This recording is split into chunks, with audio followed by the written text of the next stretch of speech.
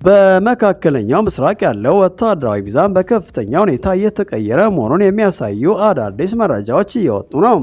የካቲት 2026 ከፕላኔት ላብስ የተገኙ እጅግ ጥራት ያላቸው የሳተላይት ምስሎች እንደሚያሳዩት የኢራን እስላማዊ ሪፐብሊክ የኤስ-300 የተራቀቁ የአየር መከላከያ ስርዓቶቿን በዋና ከተማ ቴህራንና በኢስፋን በሚገኙ ወሳኝ የኒውክሌር ጣቢያዎቿ ዙሪያ በድጋሚ እያሰማራች ነው።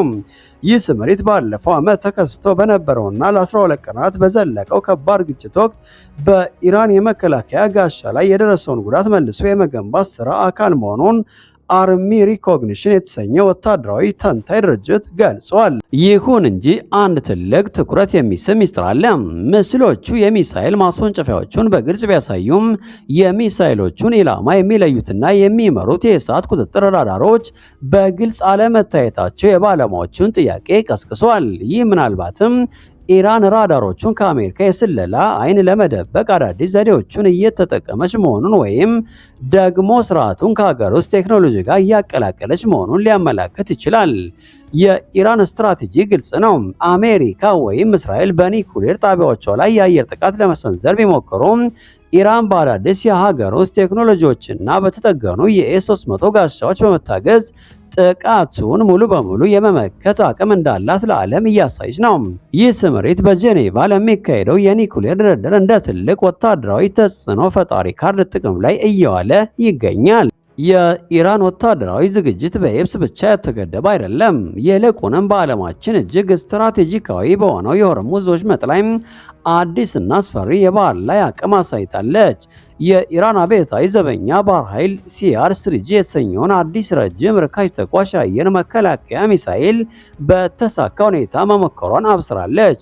ይህ ሚሳኤል በሰዓት ከድምፅ ፍጥነት በ5.5 እጥፍ በላይ የመጓዝ አቅም ያለው ሲሆን በባህር ላይ ከ150 ኪሎ ሜትር የሚሸፍን የማይደፈር የመከላከያ ክልል ወይም የባህር ላይ አይረንዶም ይፈጥራል ተብሏል።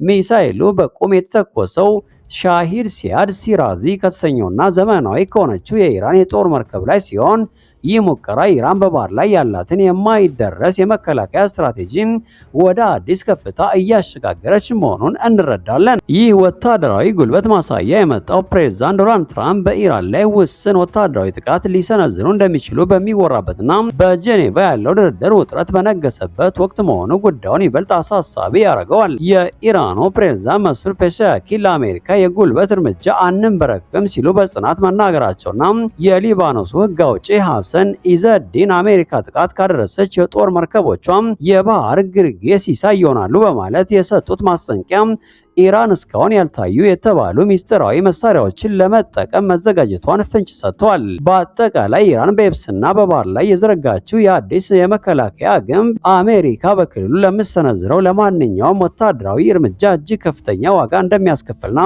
የስትራቴጂካዊ ፍጥጫውን መልክ ሙሉ በሙሉ እንደሚቀይረው ባለሙያዎች እየተናበዩ ነው። ኢራን ብሔራዊ አንድነቷን በጽኑ እንደምታስጠብቅ በይፋ በማወጅ ለመጀመሪያ ጊዜ ታይቶ በማይታወቅና ዲፕሎማሲያዊ ግንኙነትን ወደማይመለስበት የገደል አፋፍ ላይ በሚገፋ ሁኔታ የሁሉም የአውሮፓ ህብረት አባል ሀገራት የባህርና የአየር ኃይሎችን አሸባሪ ድርጅት ስትል በይፋ ፈርጃለች።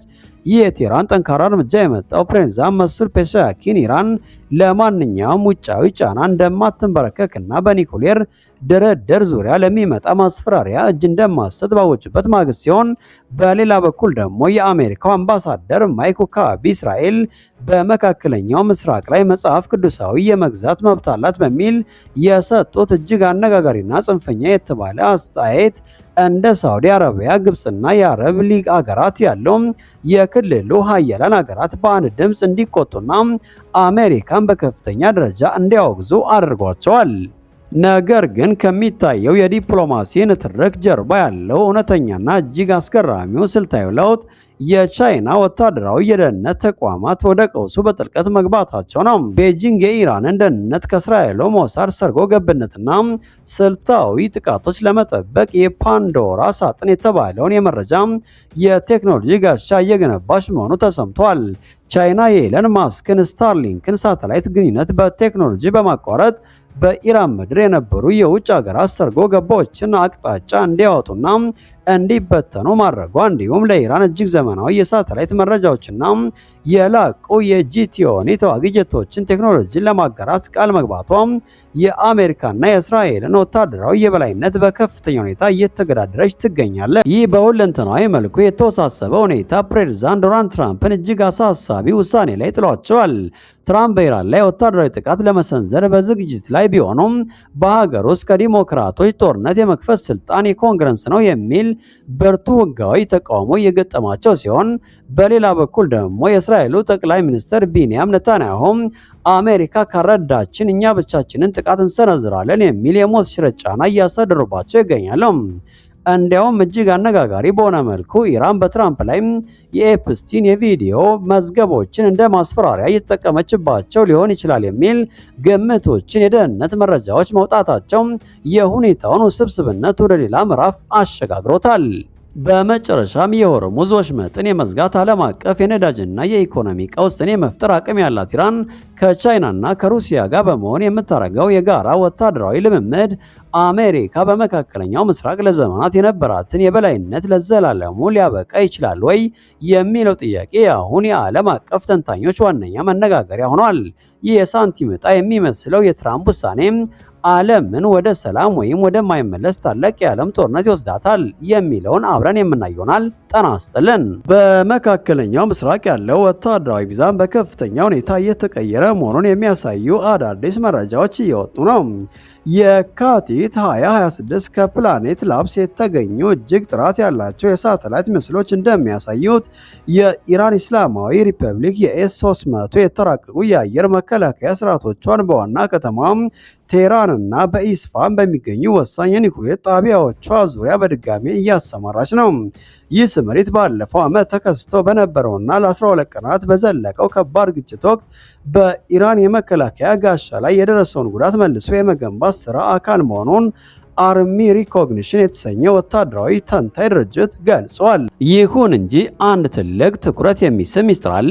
ምስሎቹ የሚሳኤል ማስወንጨፊያዎቹን በግልጽ ቢያሳዩም የሚሳኤሎቹን ኢላማ የሚለዩትና የሚመሩት የእሳት ቁጥጥር ራዳሮች በግልጽ አለመታየታቸው የባለሙያዎቹን ጥያቄ ቀስቅሷል። ይህ ምናልባትም ኢራን ራዳሮቹን ከአሜሪካ የስለላ አይን ለመደበቅ አዳዲስ ዘዴዎችን እየተጠቀመች መሆኑን ወይም ደግሞ ስርዓቱን ከሀገር ውስጥ ቴክኖሎጂ ጋር እያቀላቀለች መሆኑን ሊያመላክት ይችላል። የኢራን ስትራቴጂ ግልጽ ነው። አሜሪካ ወይም እስራኤል በኒውክሌር ጣቢያዎቿ ላይ የአየር ጥቃት ለመሰንዘር ቢሞክሩም ኢራን በአዳዲስ የሀገር ውስጥ ቴክኖሎጂዎችና በተጠገኑ የኤስ-300 ጋሻዎች በመታገዝ ጥቃቱን ሙሉ በሙሉ የመመከት አቅም እንዳላት ለዓለም እያሳየች ነው። ይህ ስምሪት በጄኔቫ ለሚካሄደው የኒውክሌር ድርድር እንደ ትልቅ ወታደራዊ ተጽዕኖ ፈጣሪ ካርድ ጥቅም ላይ እየዋለ ይገኛል። የኢራን ወታደራዊ ዝግጅት በየብስ ብቻ የተገደበ አይደለም። ይልቁንም በዓለማችን እጅግ ስትራቴጂካዊ በሆነው የሆርሙዝ ወሽመጥ ላይ አዲስና አስፈሪ የባህር ላይ አቅም አሳይታለች። የኢራን አብዮታዊ ዘበኛ ባህር ኃይል ሲአር-3ጂ የተሰኘውን አዲስ ረጅም ርካሽ ተኳሽ አየር መከላከያ ሚሳኤል በተሳካ ሁኔታ መሞከሯን አብስራለች። ይህ ሚሳኤል በሰዓት ከድምፅ ፍጥነት በ5.5 እጥፍ በላይ የመጓዝ አቅም ያለው ሲሆን በባህር ላይ ከ150 ኪሎ ሜትር የሚሸፍን የማይደፈር የመከላከያ ክልል ወይም የባህር ላይ አይረንዶም ይፈጥራል ተብሏል። ሚሳኤሉ በቁም የተተኮሰው ሻሂድ ሲያድ ሲራዚ ከተሰኘውና ዘመናዊ ከሆነችው የኢራን የጦር መርከብ ላይ ሲሆን ይህ ሙከራ ኢራን በባህር ላይ ያላትን የማይደረስ የመከላከያ ስትራቴጂ ወደ አዲስ ከፍታ እያሸጋገረች መሆኑን እንረዳለን። ይህ ወታደራዊ ጉልበት ማሳያ የመጣው ፕሬዝዳንት ዶናልድ ትራምፕ በኢራን ላይ ውስን ወታደራዊ ጥቃት ሊሰነዝሩ እንደሚችሉ በሚወራበትና በጄኔቫ ያለው ድርድር ውጥረት በነገሰበት ወቅት መሆኑ ጉዳዩን ይበልጥ አሳሳቢ ያደርገዋል። የኢራኑ ፕሬዝዳንት መሱድ ፔዜሽኪያን ለአሜሪካ የጉልበት እርምጃ አንንበረከክም ሲሉ በጽናት መናገራቸውና የሊባኖሱ ሕግ አውጪ ሐሰን ኢዘዲን አሜሪካ ጥቃት ካደረሰች የጦር መርከቦቿም የባህር ግርጌ ሲሳይ ይሆናሉ በማለት የሰጡት ማስጠንቀቂያ ኢራን እስካሁን ያልታዩ የተባሉ ሚስጥራዊ መሳሪያዎችን ለመጠቀም መዘጋጀቷን ፍንጭ ሰጥቷል። በአጠቃላይ ኢራን በየብስና በባህር ላይ የዘረጋችው የአዲስ የመከላከያ ግንብ አሜሪካ በክልሉ ለምትሰነዝረው ለማንኛውም ወታደራዊ እርምጃ እጅግ ከፍተኛ ዋጋ እንደሚያስከፍልና የስትራቴጂካዊ ፍጥጫውን መልክ ሙሉ በሙሉ እንደሚቀይረው ባለሙያዎች እየተናበዩ ነው።